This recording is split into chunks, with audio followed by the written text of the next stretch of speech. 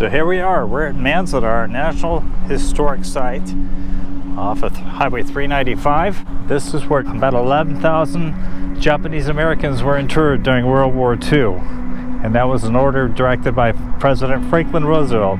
He thought he was doing America a great favor because he could not trust the American citizens who were of Japanese descent living and residing in their homes. They were removed, which was a disgrace and a tragedy.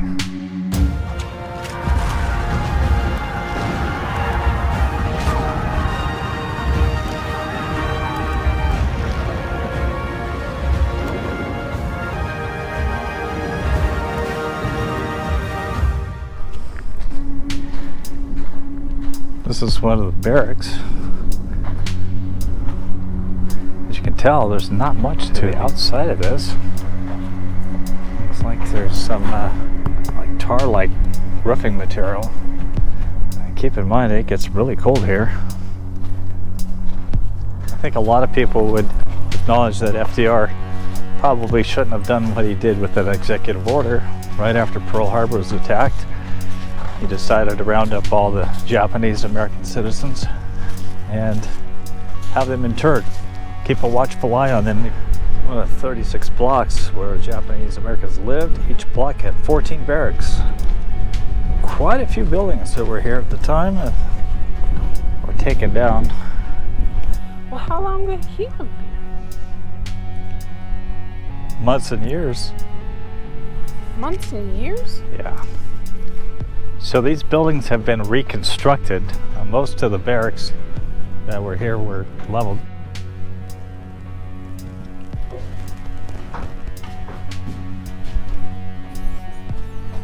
Despite public misconceptions, Japanese Americans in Manzanar were as diverse as any group of 10,000 people. They were from cities and farms, young and old, rich and poor, extended families, and single people. Divisions among the population led to rioting in early December 1942, after months of tension caused by rumors that sugar and meat shortages were the result of black marketing efforts of camp administrators. The leader of one faction group was beaten by masked men, and when another leader was arrested and removed from Manzanar, between 3,000 and 4,000 inmates gathered in protest. The jailed leader was returned to the camp for trial, which prompted a protest to erupt with military police resorting to tear gas to disperse the crowd. When protesters pushed a driverless vehicle toward the police station, MPs fired into the crowd, killing 2 young men and injuring 9 others. Local mailmen broke their backs and the populace went on an imaginary shopping spree as a truckload of Sears Roebuck and Company's fall and winter catalogs arrived last Friday. The Japanese youth were able to play baseball. This is a picture of them in 1942. So again, these are not original cabins, they are reproductions. Original 2x4s and wood planks, and then on the outside of that was just mere tar paper. Probably not enough to keep out the cold from this area. So building 2 would have been here. Those trees were probably planted between the buildings.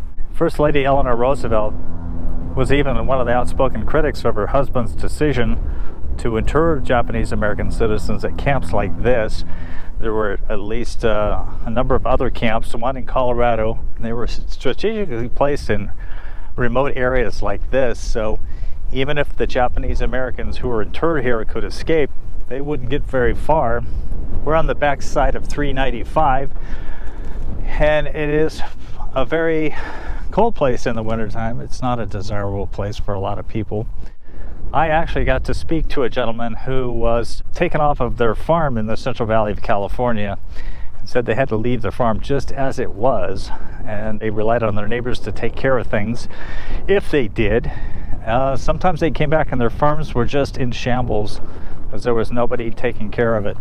They still owned the property, but when they came back, they never knew what they were going to find. Maybe their houses broke into, their farms in shambles.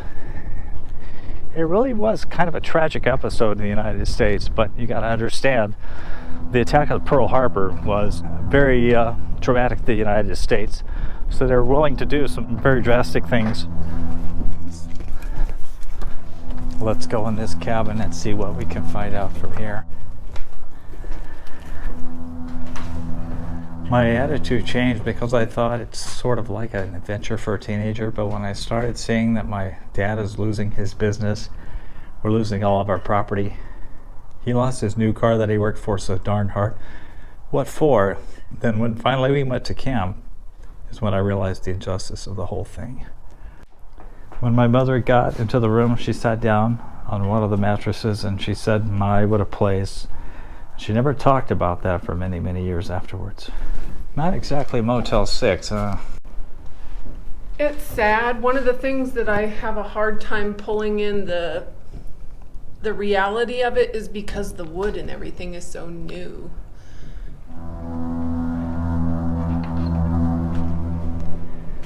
This is actual reconstruction of how things looked.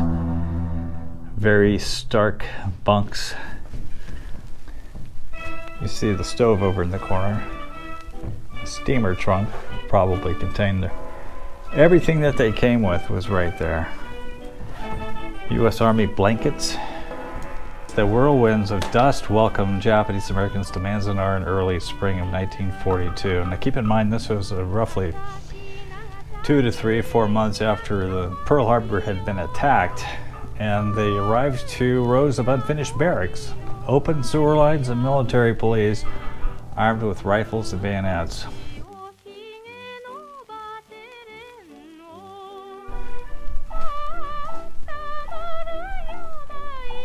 There you go. It's not a comfortable mattress. Pretty hard. Can you imagine if maybe you bought your house and you were living comfortably, and then the equivalent of 9/11 happens on December 7th, 1941, and you're suddenly ripped up from everything you know and brought here.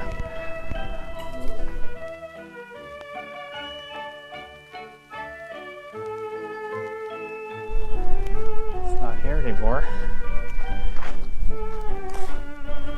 There's an old Ford pickup here.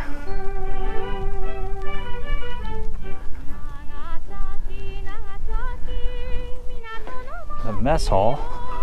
Meals for the mess. What? There must be a cook. Yeah.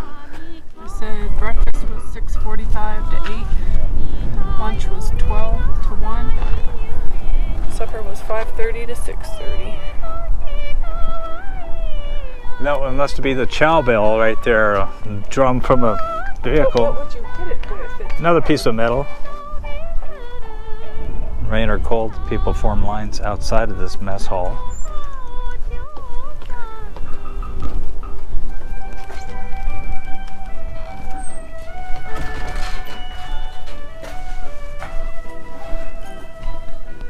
So this is what it would look like. There's also this scene of dances. I can tell you that it's very warm in this building. It's September. It's warm outside. It's in the 90s, but inside here it's not much better. It doesn't say this in the barracks room, but the barracks only had one electric light. Only one electric light. One electric light. Yeah. That stove is not new. That is How much stuff I can make in this thing? a lot. From LA. What? I was gonna say, do you have to be a bodybuilder to lift this stuff? No, it's This is glued down. yeah. At least they had a beautiful view out of here. They were doing their dishes and such. Look, people created spaces hidden from the WRA's gaze. Sarah read about secret underground spaces dug out by detainees below the mess hall. There they played cards, found relief from summer heat, and secretly made sake, a Japanese rice beer. In 1943, camp authorities outlawed these cellars out of fear of cave-ins and unsanitary conditions, but maybe more so to keep tabs on their activities. The least they could have done for these people that they uprooted from their homes is provide more luxurious accommodations than this. Though we were told about the orchards out here. I don't know if these trees are original, but it looks like these might be peaches. Probably doesn't need enough water. No, sure it doesn't. The women's bathroom. This is a women's bathroom? It's a women's bathroom. And this is, The women's latrine. you do not have any privacy here when you go. Yeah, I would have great issue. Look at that. Especially with the shower. Oh yeah, communal showers too. Stood here in your nakedness, cleaned your bodies. Over here, you poop together. Imagine how cold it was in the wintertime. This is the side of one of the cabins. They still have the support for the pillars. We believe this is the school. No, No? this was what happened when they did housing improvements. Oh, they actually And put they actually put wallboard and sheetrock and make it look there more was like... a radio. I'm sure.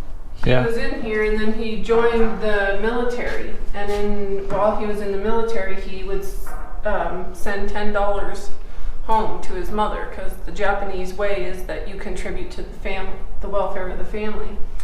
And so when he got out of the army and he was about to go off to Drake University, his mother handed him an envelope with $300, which was the accumulation of the $10 a month that he was sending to her. And he used it to go to college. I'm going to come out here and show you kind of the way the fences looked. They used this native wood and looked like hog wire to keep them in. I don't know if this is the way it really was. It kind of gives you a feel for the concentration camp image of this place. Looks like this is what school was like here. I don't think I can convey to you how hot it is in these buildings. I don't know how, in the summertime, how any kid could focus on his studies in here.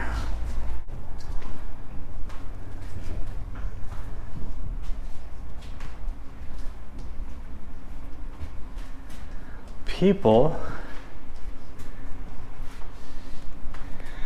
and this person here said it's severely disappointing that American history textbooks are so misleading.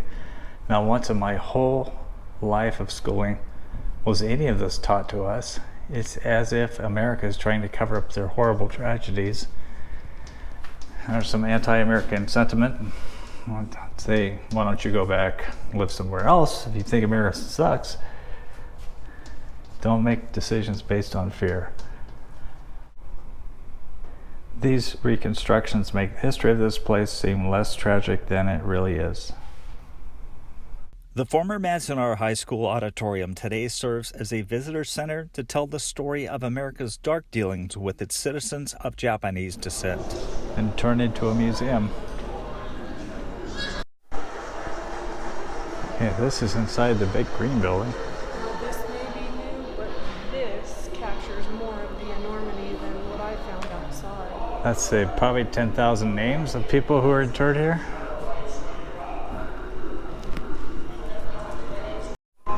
There you go. There was the sentiment of white America after Pearl Harbor.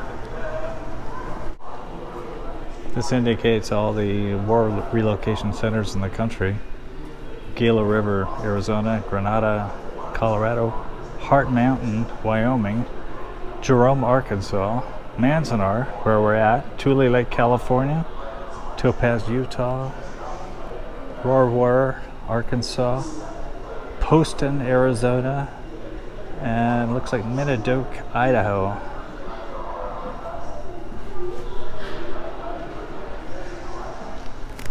So we decided to come out to the western area here, where there's a lot of stone foundations of buildings for the nurses, doctors.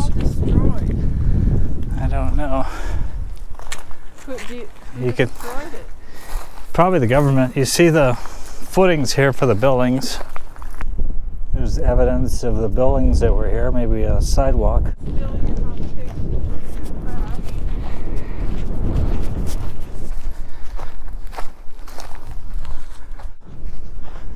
foundation of a laundry room. Obviously military quarters, right? Because they weren't this elaborate in the making the detainees.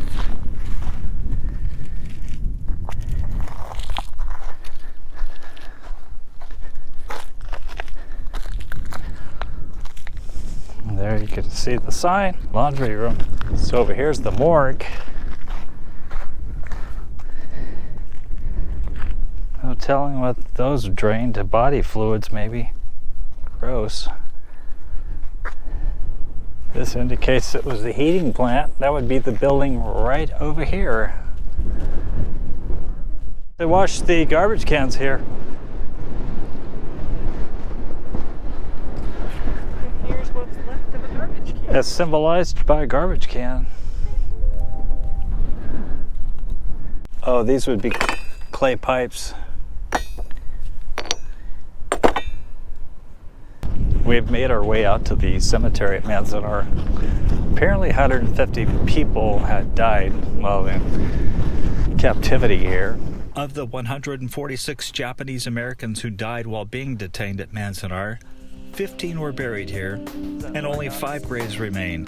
Today, the monument is draped in strings of origami, and sometimes survivors and other visitors leave offerings of personal items as mementos.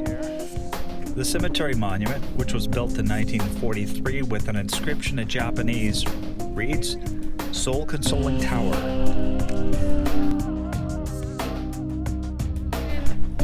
For you, Okay. 1 day old.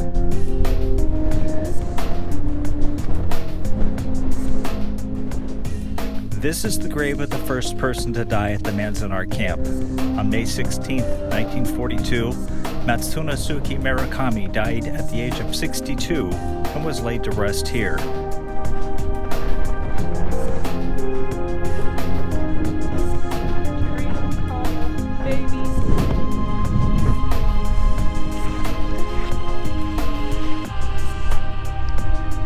And to say that hope America has learned its lesson.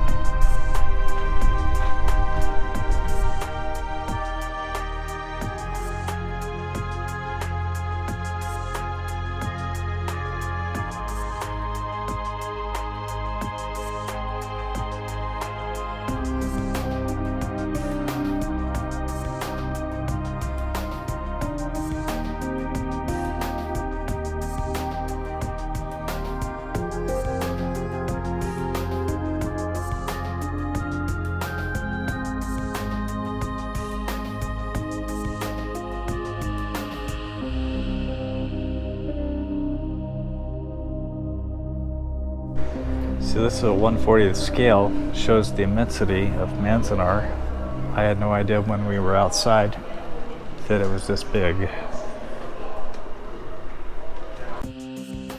In 1988, President Ronald Reagan officially apologized to citizens who were forced to live in the camps and offered payment of $20,000 apiece. A second presidential apology came in 1991 when George Bush declared that the internment was a great injustice and stating that it would never be repeated.